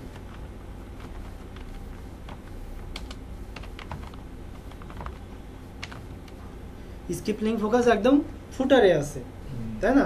আচ্ছা উপরে আছে কি নেভিগেশনটা, নেভিগেশনটা আছে না, জিউ লাইক নেভিগেশন, এইটার এরিয়াতে যদি আমরা দিয়ে দেই তাহলে কি হবে দেখেন, বর্তমানে কিন্তু এই নেভিগেশনের নিচে আছে jQuery-টা, খেয়াল করে কি দেখছেন উপরে এই যে jQuery-টা আছে, jQuery-র উপরে কি নেভিগেশনের জেএসটা না, কিন্তু এখন যদি আমরা নেভিগেশন জেএস এর যদি আমরা jQuery ডিপেন্ডেন্সি দিয়ে দিই তাহলে আমাদের কোথায় যাবে,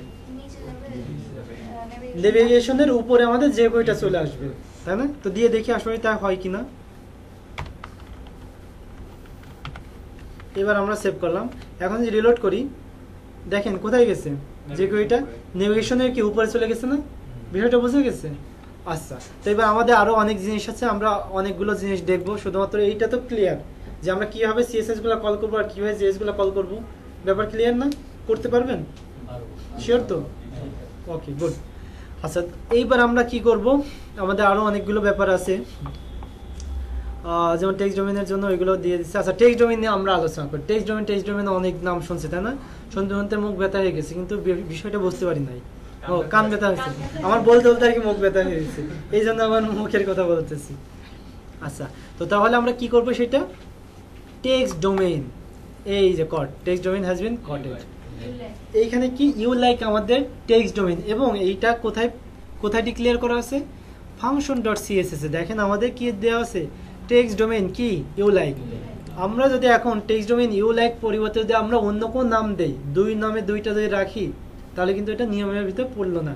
আমাদের নিয়ম কি, থিম ফার্স্টের নিয়ম অনুযায়ী, শুধু থিম ফার্স্টের নিয়ম অনুযায়ী না, আমাদের যে কোনো ওয়ার্ডপ্রেসের নিয়ম অনুযায়ী একটা থিমেতে একটাই টেক্সট ডোমেইন থাকবে, ঠিক আছে? একটা থিমেতে একটাই টেক্সট ডোমেইন থাকবে। এটা হ্যাঁ, সেই কাজগুলো আমি এখন বর্ণনা করবো, কি কাজ সেটা বলবো। টেক্সট ডোমেইন আমরা শুধুমাত্র একটা ইউজ করব, এখানে আমাদের ডিফাইন করা আছে নামটা কি টেক্সট ডোমেইনের, ইউ লাইক। তো সুতরাং আমাদের এই থিমের মধ্যে আমরা টেক্সট ডোমেইন যেখানে ইউজ করব কি নামে করতে হবে, ইউ লাইক নামেই করতে হবে। এখন পর্যন্ত আপনারা জানেন না যে টেক্সট ডোমেইনটা কি বা কি জন্য ব্যবহার হয়, তবে অন্তত এইটুকু বুঝতে পারছেন যে কি একটা থিমের মধ্যে একটাই টেক্সট ডোমেইন ইউজ করতে পারবো, দুইটা ইউজ করতে পারবো না। আমাদের টেক্সট ডোমেইনটা বিভিন্ন কাজে ব্যবহার করার প্রয়োজন হয়, যেমন যেখানে কোনো স্ট্রিং থাকে, যেখানেই কোনো স্ট্রিং থাকে সেইখানে আমাদের কি করতে হয়, টেক্সট ডোমেইনটা ইউজ করতে হয়, এবং এর কাজ কি সেটাও বলতেছি। তো তার আগে একটা ব্যাপার বলি, আমরা CMB2 নিয়ে কাজ করছি না, বা আমরা ডিডাক্স নিয়ে কাজ করছি, ওইখানে দেখেন টেক্সট ডোমেইন ছিল কিন্তু, তাই না? ওইখানে যদি আমরা ওইগুলাকে আমাদের থিমের মধ্যে রাখি, ওদের কিন্তু ডিফল্টভাবে ডিডাক্স ফ্রেমওয়ার্ক দিয়ে রাখে, CMB2-তে CMB2 দিয়ে রাখে। তো সুতরাং আমাদের কি করতে হবে, ওইগুলা কিন্তু কেটে আমাদের ইউ লাইক দিয়ে দিতে হবে, তাছাড়া কিন্তু এটা ওয়ার্ডপ্রেসের উপযোগী হলো না, ওদের নিয়ম অনুযায়ী পড়লো না। আচ্ছা এবার এটা কি জন্য আমরা ব্যবহার করি বা এটার কাজ কি, এটা হলো ব্যাপার। এবার ব্যাপার হলো আমাদের এটা লোকালাইজেশনের জন্য ব্যবহার করা হয়। লোকালাইজেশনটা কি বুঝেন? লোকালাইজেশনটা হলো আপনার মানে আঞ্চলিকতা করার জন্য। আমাদের দেশের মধ্যেই দেখেন সিলেটিরা কিভাবে কথা বলে, নোয়াখালীরা কিভাবে কথা বলে, আমরা কিভাবে কথা বলি, বরিশালের থেকে কিভাবে কথা বলে, প্রত্যেকে কিন্তু একটা আঞ্চলিকতা আছে, তাই না? আঞ্চলিকতা আছে না? যেমন দেখা যাচ্ছে কি নোয়াখালীতে বলছে আপনার, বলছে আন্নে, আন্নে মানে কি আপনি, আন্নে কি আছেন এরকম যে কথাই হোক এক কথায় ওইভাবে বলতেছে। এবার আবার দেখা যাচ্ছে কি ওই বৈশালীতে দেখা যাচ্ছে আবার বলে যে হেইয়া মানে তাই, এইয়া মানে তাই, মানে ওরা কি এরকম ভাবে বলে, আমরা বলি যেটা তাই। এরকম প্রত্যেকটা জায়গায় কিন্তু একটা লোকালাইজেশন আছে। যেমন আপনার কি সিলেটেতে বলে কি পুয়া আর পুরি, পুয়া মানে কি যারা ছেলে, যারা পুরি তারা গেল কি মেয়ে, তাই ওইখানে কিন্তু পোয়া পুরি বলতে আলাদা, আমাদের এখানে কিন্তু পুরি বলতে আবার আরেকটা জিনিস, তাই না? তো এই যে একটা লোকালাইজেশন মানে আঞ্চলিকতা, এইটাই মূলত আমাদেরকে টেক্সট ডোমেনের মাধ্যমে করা হয়। সেই আঞ্চলিকতা বলতে কি বুঝি, আমরা গ্লোবালি যদি আঞ্চলিকতা করি তাহলে কি আমরা বাংলাদেশি, আমাদের ন্যাশনালিটি কি বাংলাদেশি, আমাদের ল্যাঙ্গুয়েজ কি বাংলা, তার মানে আমরা বাংলা ভাষায় কথা বলি, এইটা হলো আমাদের আঞ্চলিকতা, আমাদের বাংলাদেশের আঞ্চলিকতা। ইন্ডিয়াতে ওদের কি, ওদের হলো আমাদের ইংলিশও আছে, আবার হিন্দিও আছে, তামিল আছে, অনেকগুলো ল্যাঙ্গুয়েজ আছে। ওদের লোকালাইজেশন করতে হলে কি ওদের আবার অনেকগুলো ভাগ করতে হবে। আবার আমাদের দেশে ব্রিটিশ বা আমাদের অন্যান্য জায়গায় সব কি ওরা ইংলিশটা প্রিফার করে, চায়নাতে আপনার চাইনিজ ল্যাঙ্গুয়েজ, জাপানিতে জাপানিজ ল্যাঙ্গুয়েজ। এই যে বিভিন্ন আঞ্চলিকতা, বিভিন্ন অঞ্চলে বিভিন্ন ধরনের ভাষা, এই ভাষার ভেদটাই মূলত আমাদের কি বলবো, এটাকেই বলবো হলো আমাদের লোকালাইজেশন।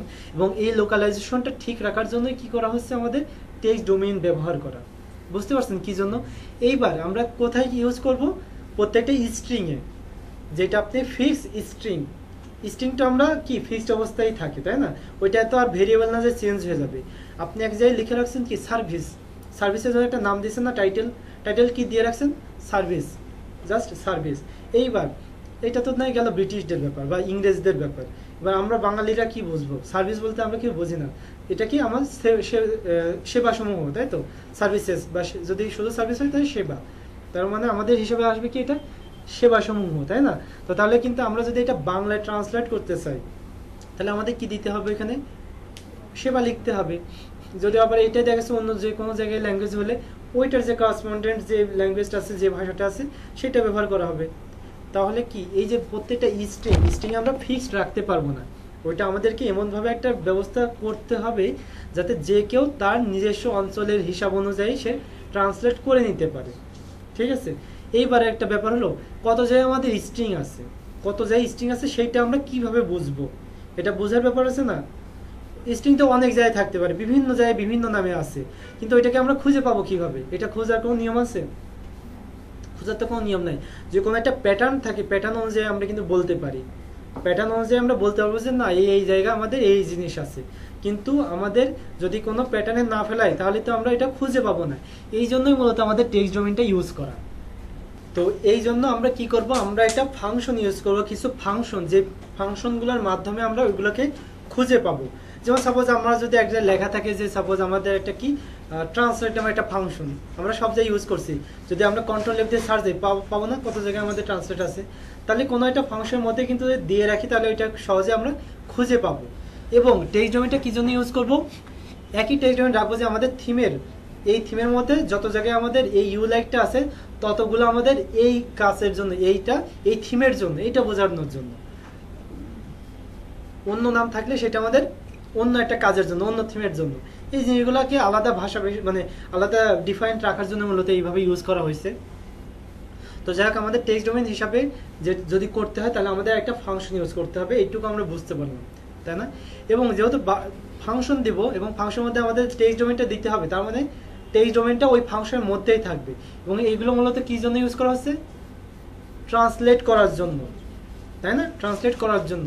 তার মানে যেইগুলো ট্রান্সলেটেবল স্ট্রিং সেগুলোতে আমাদের দুইটা আমাদের আর্গুমেন্ট হিসেবে পাস করতে হবে। যার প্রথম আর্গুমেন্ট হিসেবে থাকবে আমাদের কি স্ট্রিং আছে সেটা, দ্বিতীয় আর্গুমেন্ট হিসেবে থাকবে আমাদের টেক্সট ডোমেইনটা, এবং এটা একটা ফাংশনের মাধ্যমে মোড়াই দেওয়া হবে।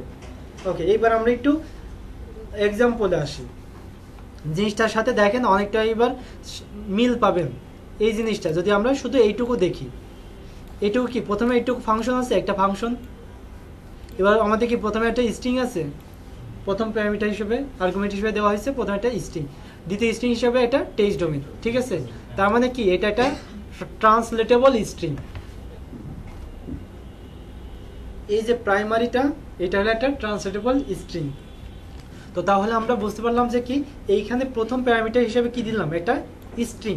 এবং দ্বিতীয় প্যারামিটার হিসেবে দিলাম কি আমাদের টেক্সট ডোমেন, এবং আমাদের যে ফাংশনটা ইউজ করতেছি সেটা কি একটা ট্রান্সলেটেবল স্ট্রিং। এই ট্রান্সলেটেবল স্ট্রিং কতগুলো আছে, সরি ট্রান্সলেটেবল ফাংশন, ট্রান্সলেট করার জন্য আমাদের এটা একটা ফাংশন। এবার ফাংশন কতগুলো আছে সেই এই ধরনের ফাংশন সেগুলো আমরা দেখি। এটা একটা ফাংশন, এটা একটা ফাংশন। মূলত এই দুইটা হলো আমাদের কি ট্রান্সলেট করার জন্য ফাংশন। তবে এটা কি সাফিক্স, সাফিক্স আর প্রিফিক্স কি বোঝেন তো, তাই না? প্রিফিক্স আর সাফিক্স বোঝেন না? সাফিক্সটা কি পরে অ্যাড হয় আর প্রিফিক্সটা হলো প্রথমে অ্যাড হয়। তো আমাদের কি এই দুইটা হলো আমাদের কি একটা ফাংশন, দুইটা ফাংশন, একটা ফাংশন না, দুইটা হলো আমাদের দুইটা আলাদা ফাংশন। দুইটা হলো আমাদের কিসের জন্য ব্যবহার করা হয়, ট্রান্সলেট করার জন্য। এবং যতগুলো আমাদের এরকম ট্রান্সলেট ফাংশন আছে প্রত্যেকটা আমাদের দুইটা প্যারামিটার নেয়। প্রথমটা আমাদের স্ট্রিং, দ্বিতীয়টা আমাদের টেক্সট ডোমেইন। প্রথমটা কোনোভাবে ভেরিয়েবল নিতে পারবেন না, এটা মনে রাখবেন। দ্বিতীয় প্যারামিটার হিসেবে আমাদের আমরা যে একটা টেক্সট ডোমেইনে যে করে রাখবো, একটা ভেরিয়েবল দিয়ে রাখবো, এরকমও নিয়ম নাই। সুতরাং আমাদের দুই জায়গাটাই আমাদের স্ট্রিং দিতে হবে। দ্বিতীয় স্ট্রিংটা হবে আমাদের টেক্সট ডোমেইন, প্রথম স্ট্রিংটা হবে আমাদের যে স্ট্রিংটা আমরা ট্রান্সলেট করতে চাচ্ছি। কারণ কি কোনো ভেরিয়েবলে ট্রান্সলেট করা যায় না, কারণ ওর অ্যাকচুয়াল কোনো মান নাই, তাই না? ভেরিয়েবল তো ওইটা চলক, তাই না? ওটা চলমান, ওইটা আমাদের কোনো মান থাকে না। জি ভ্যালু থাকতে পারে, বাট ওইটা তো পরিবর্তনশীল। আপনি এখন দেয়া আছে মনে করেন যে কি বলে দিয়ে আছে মনে করেন যে ফুডের একটা নাম, সেটা আপনি কি দিয়ে আছেন, কাঁঠাল দিয়ে রাখছেন। পরে ওই যারা বাঘের নাম চলে আসছে টাইগার, টাইগার ইকুয়াল কি দেখাচ্ছে, বাঘ দেখাচ্ছে, কি ওই যারা দেখাচ্ছে কাঁঠাল। এই দিক দিয়ে আছে হলো ইংলিশে টাইগার, ওই দিক হয়ে গেছে বাংলায় বাঘ, তাহলে সরি কাঁঠাল, তাহলে তো কাজ হবে না, তাই না? ওইটা পরিবর্তনশীল, এই জন্য পরিবর্তনশীলগুলোকে ওইটা ট্রান্সলেট করা হয় না। যেগুলো আমাদের স্ট্রিং, ওইটা যেটা আমাদের ওই জায়গায় গাছের মতো পড়ে থাকবে, কোনো জায়গায় নড়ানড়ি করতে পারবে না, সেইগুলোকে আমরা এইভাবে ট্রান্সলেট করব। আচ্ছা, তো এবার দুইটার মধ্যে পার্থক্য কি? পার্থক্য এটা হলো দেখেন ই আছে, ইর সাথে একর একটা মিল আছে না, একর প্রথম অক্ষর কি ই, তো তার মানে এটা দ্বারা বোঝা যাচ্ছে যে এটা একো করে দেয়। যদি আমরা আন্ডারস্কোর ই দেই, এর মধ্যে আমরা যে স্ট্রিংটা দেবো ওইটা অটোমেটিক্যালি ইকো অবস্থায় চলে যাবে, একো করা লাগবে না। আর যেটা আমাদের ডাবল আন্ডারস্কোর সেটা আমাদের কি করতে হবে, একো করিতে, মানে এটা রিটার্ন অবস্থায় থাকে। ওর যে আমরা যে ট্রান্সলেটেবল যে স্ট্রিংটা দিচ্ছি ওইটা এ হলো সরাসরি ওই ফাংশনের মধ্যেই ওর একো করে দেয় আর এটা রিটার্ন করে দেয়। বুঝতে পারছেন ব্যাপার দুইটা কি? আমাদের পিএইচপি কোনো ভ্যালুর মধ্যে, যখন পিএইচপি কোনো ভেরিয়েবলের মধ্যে ভ্যালু অ্যাসাইন করি, সেখানে কি আমরা একো দেই, কোনো একো দেই? দেখেন এখানে কি জন্য কি আছে, এখানে ডাবল আন্ডারস্কোর আছে, তার মানে এটা রিটার্ন করে দিচ্ছে, কারণ আমাদের এখানে একর প্রয়োজন নাই। কিন্তু যদি কোনো আমরা এটা পিএইচপির মধ্যে সরি এইচটিএমএল এর মধ্যে লিখতাম, অবশ্যই এটাকে আমাদের কি করতে হবে, একো করতে হবে, তাহলে আমাদের কাজ করবে না। সুতরাং আমাদের সেই জায়গায় কি উচিত ছিল, কি ইউজ করা, আন্ডারস্কোর ই। আচ্ছা, এই দুইটা হলো আমাদের মেন ট্রান্সলেট করার স্ট্রিং। তবে আরেকটা ব্যাপার আছে কি, স্কিপিং। স্কিপিং বলতে একটা ব্যাপার আছে ওয়ার্ডপ্রেসে, যেটা হলো আমাদের কি করে স্কিপ করে দেয়। তো স্কিপের মধ্যে আবার আমাদের অনেকগুলো ফাংশন আছে, সেগুলো কি, ইএসসি এইচটিএমএল, এটা একটা ফাংশন। তারপর কি আছে, ইএসসি এটিটিআর, এইটা আমাদের একটা ফাংশন। তারপর আমাদের আবার কি আছে, ইএসসি ইউআরএল, এইটা আমাদের একটা ফাংশন। আমাদের কি আছে, ইএসসি জেএস, এইটা আমাদের একটা ফাংশন। তারপর কি আছে, ইএসসি এসকিউএল আছে। আচ্ছা, কি কি জন্য আছে, আমাদের সবথেকে বেশি ব্যবহার করা হয় কোনগুলা, ইএসসি এইচটিএমএল এটিটিআর ইউআরএল এবং জেএসটাও করা হয়। আমরা যেহেতু মাইস্কিউএল লিখি না, সেহেতু আমাদের এসকিউএল এর প্রয়োজন হয় না। এগুলো কিন্তু আমাদের খুব বেশি প্রয়োজন হয়। এগুলো কি জন্য বললাম, স্কিপিং, এইগুলো হলো স্কিপিং ফাংশন। এবং এইগুলোর সাথে আমাদের আবার কি যোগ আছে, ট্রান্সলেটেবল যোগ আছে। যেমন ইএসসি এইচটিএমএল, ইএসসি এইচটিএমএল যেটা এইচটিএমএল এর মধ্যে কি করা হয়, তার মানে অবশ্যই এটাকে ট্রান্সলেট কোনো স্ট্রিং থাকতে পারে। তার মানে এটা কি থাকবে পারে, এটা ইএসসি আন্ডারস্কোর এইচটিএমএল আন্ডারস্কোর কি হতে পারে, ই হতে পারে, যে এটা আমাদের সরাসরি একো করে দিবে। আবার একটা কি হতে পারে, ডাবল আন্ডারস্কোর হতে পারে। ব্যাপারটা কি বুঝতে পারছেন? এইটা আবার আমাদের কি হতে পারে, এরকম ESC underscore HTML double underscore. তাহলে যদি ইএসসি এইচটিএমএল ডাবল আন্ডারস্কোর দেই, তাহলে সেই ক্ষেত্রে কি করবে, আমি কিন্তু স্কিপিং এর ব্যাপারটা বলি না এখন, স্কিপিং কি করে, বাট আপনি বুঝে রাখছেন যে এটা স্কিপিং এর কাজ করতে এবং সাথে কি করতেছে, ট্রান্সলেটের কাজ করতেছে, ট্রান্সলেটও করবে এবং স্কিপও করবে। এবং আন্ডারস্কোর ইজ এটা সেটা কি ট্রান্সলেটও করবে, স্কিপও করবে এবং একও করে দেবে, আর নিচেরটা হলো রিটার্ন করে দেয়। ঠিক একইভাবে আবার কি আছে, ইএসসি এটিটিআর আন্ডারস্কোর ই আছে, আবার এটাই আবার কি আছে নিচে, ইএসসি এটিটিআর ডাবল আন্ডারস্কোর।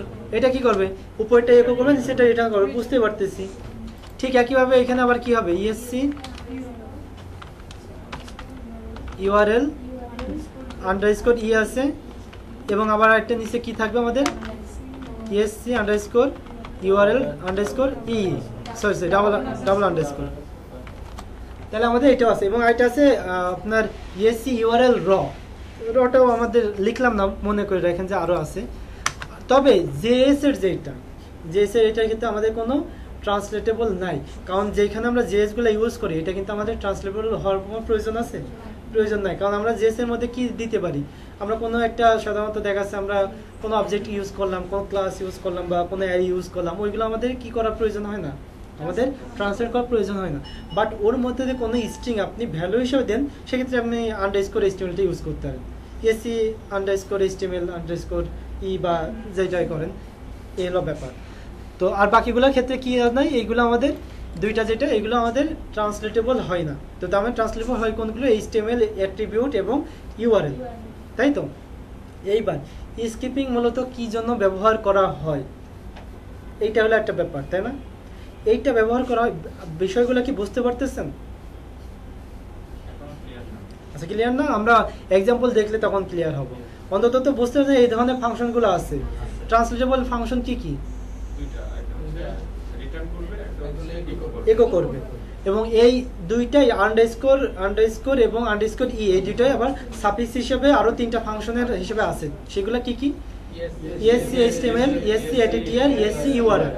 এইবার আরেকটু ব্যাপার বলে, এগুলোর কাজ এখনো আমরা জানি না, কিন্তু আরেকটু জেনে এগুলো কোথায় ইউজ হয়।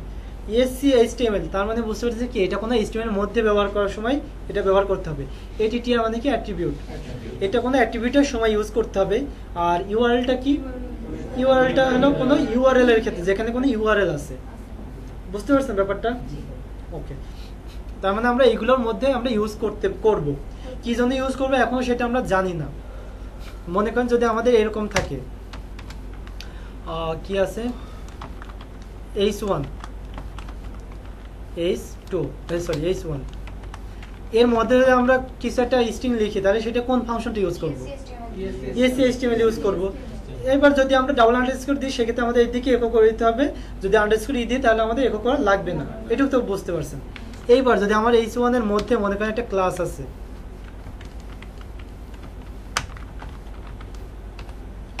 এর মধ্যে যদি আমরা কিছু লিখতে চাই, সেক্ষেত্রে আমরা কোনটা ইউজ করব, এটিটিআর ইউজ করব, কারণ এটা কি, ক্লাস এটা অ্যাট্রিবিউট, তাই না। এইবার একটা ব্যাপার কি, মনে করেন যে আমাদের যদি এরকম থাকে,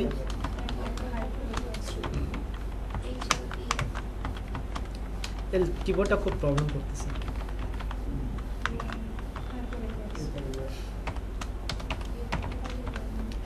এখন দেখেন এইচআরইএফ এটা কিন্তু অ্যাট্রিবিউট, তাই না। বাট এটা যে ইনপুটটা নিচ্ছে সেটা কি নিচ্ছে, একটা ইউআরএল না। এই জন্য আমাদের অ্যাট্রিবিউটের বেশিটা প্রায়োরিটি দিতে হবে আমাদের ইউআরএলটা।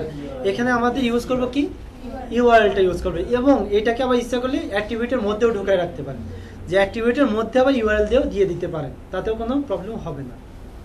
আচ্ছা, তো এই হচ্ছে আমাদের ব্যাপার। আচ্ছা, ইউআরএলটা কি আমাদের করার কোনো প্রয়োজন আছে, মানে ট্রান্সলেট করার তো কোনো প্রয়োজন নাই, তাই না।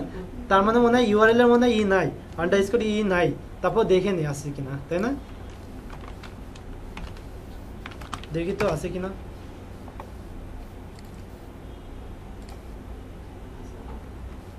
মনে আছে তো নাই, কই নাই তো, তাই না। আছে, র আছে। আমি তো তাই করি, কারণ আমাদের তো যেটা মূলত লিঙ্কটা কি ট্রান্সলেট করার প্রয়োজন আছে, টিচার তো নাই। আমি তো বলার সময় সব বলে গেছি, কিন্তু এখন ভেবে দেখতেছি লিঙ্ক আমরা ট্রান্সলেট করে কি করব, লিঙ্ক যে ট্রান্সলেট করে ফেলি তাই তো আমাদের প্রবলেম, তাই না? হ্যাঁ, দেখা যাচ্ছে আমাদের যা সার্ভিস ইকুয়াল দিয়ে আছে সেটা আমাদের হয়েছে সেবা ইকুয়াল, তাই তো আমাদের আর লিঙ্কটা ঠিক থাকলো না। সুতরাং এখানে দেখেন আমাদের কি কি দেওয়া আছে, সবগুলো কিন্তু দেওয়া আছে। আমাদের জেএস আছে, এসকিউএল আছে, টেক্সট এরিয়া আছে, তারপর কি আছে র আছে, বললাম না যে একটা র এর জন্য। তারপর এটা কি আছে ইউআরএল ইনকোড আছে, ইউআরএল আবার এটা কি ডিপ আবার কি, আচ্ছা এটা আমরা ইউজ করি নাই, তবে প্রয়োজন খুব একটা হয় না, তবে আমাদের এইটার প্রয়োজন হয়। এই ইউআরএলটা এবং র এই দুইটাই মূলত বেশি ইউজ করা হয়। আর বাকিগুলো তো বোঝা গেল, তাই না? তার মানে আমাদের কিন্তু এখান থেকে এই দুইটা বাদ যাবে, তাই না? কারণ আমাদের ট্রান্সলেট কোনো করার প্রয়োজন হয়, ইউআরএল কোনো ট্রান্সলেট হইলে তো আমাদের লিঙ্কটাই চেঞ্জ হয়ে যাবে, তখন তো আর কাজই করবে না, ঠিক না? ওকে, তো তাহলে আমরা বুঝতে পারলাম যে কোনটা কোথায় ইউজ করব। এবার কি জন্য ইউজ করব, তাই তো? কি জন্য ইউজ করব সেটা হলো, তাহলে আমাদের বুঝতে পারলাম কি ট্রান্সলেটেবল আমাদের ফাংশন আছে এবং সাথে কিছু আমাদের স্কিপ করবে এবং ট্রান্সলেট করবে, দুইটা ধরনের, এর ধরনেরও আমাদের ফাংশন আছে। তো এইবার আমাদের এটা কাজকে আমরা সেটা বলতে আসলাম, কি জন্য আমরা এটা ইউজ করব, কি জন্য আমরা করব না। ইএসসি এইচটিএমএল, ইএসসি কি করতে স্কিপ করতেছে, এইচটিএমএলটাকে স্কিপ করবে। সুতরাং কি করবে, আমরা H1 এর মধ্যে একটা কিছু লেখা আছে, ঠিক আছে, কিছু একটা লেখা আছে, এবং আমরা কিন্তু ফার্স্টে বলছি কি এটা কিন্তু শুধুমাত্র ইএসসি এইচটিএমএল আছে। আমি কি এখন কি বলছি, স্ট্রিং এর কথা ভুলে যান, ট্রান্সলেটের কথা ভুলে যান, শুধুমাত্র কি আছে এটা স্কিপ করবে। এখানে আপনি ভেরিয়েবল রাখতে পারেন বা আপনি স্ট্রিং রাখতে পারেন, XYZ যা কেউ রাখতে পারেন। এখন আমার এইখানে একটা ভেরিয়েবল কল করছেন, ভেরিয়েবলটার নাম কি, সাপোজ হলো নেম, নেম নামে একটা ভেরিয়েবল আছে। তার মানে ভেরিয়েবলের কোথাও না কোথাও এটা ভ্যালু অ্যাসাইন হচ্ছে, তার সাথে নেম বলতে তো কিছু নাই, তাই না? নেমটা অবশ্যই কোথাও একটা মধ্যে অ্যাসাইন করা আছে, সেটা হতে পারে কি রিডাক্স হতে পারে, হতে পারে আমাদের CMP2। এখন ওইখানে আপনি যদি যেখানে আপনি অ্যাসাইন করছেন, সাপোজ আমি এইখানে অ্যাসাইন করছি কি নেম নামে, নেম নামে মানে নেমটা এটা করছে রিডাক্স থেকে, এখানে কি দিয়ে রাখছেন আপনি খুব ভালোভাবে দিয়ে রাখছেন কি স্প্যান, তারপর আমরা যারা লিখলাম লিঙ্কন, আবার এই জায়গায় শেষ করলাম কি স্প্যান, সাপোজ দিলাম। আবার এখানে XYZ আরও অনেক কিছু লিখতে পারি না, এখানে স্প্যান তো তাও ভালো জিনিস লিখলাম, যদি আমি এখানে এরকম লিখতাম স্ক্রিপ্ট, এবার কি অ্যালার্ট দিলাম কি হ্যাকড, তারপর আমরা এখানে কি করলাম শেষ করলাম, আবার স্ক্রিপ্টটা ক্লোজ করে দিলাম।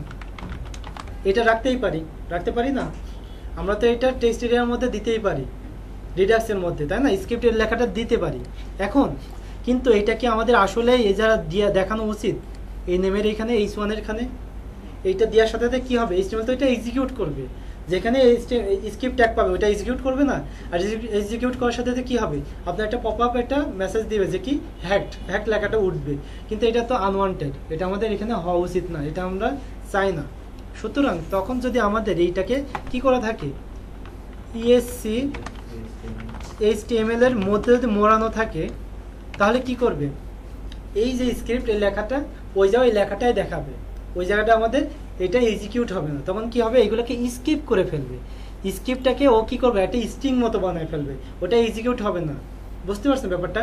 ওইগুলো আমাদের মনে করেন যে কি, যেমন আমরা অনেক জায়গায় পোস্ট অফিসে যে ইটা থাকে কি বলে এটা, যে কোড থাকে না একটা সিঙ্গেল কোড, ওটা তো স্টপ বলে, তাই না?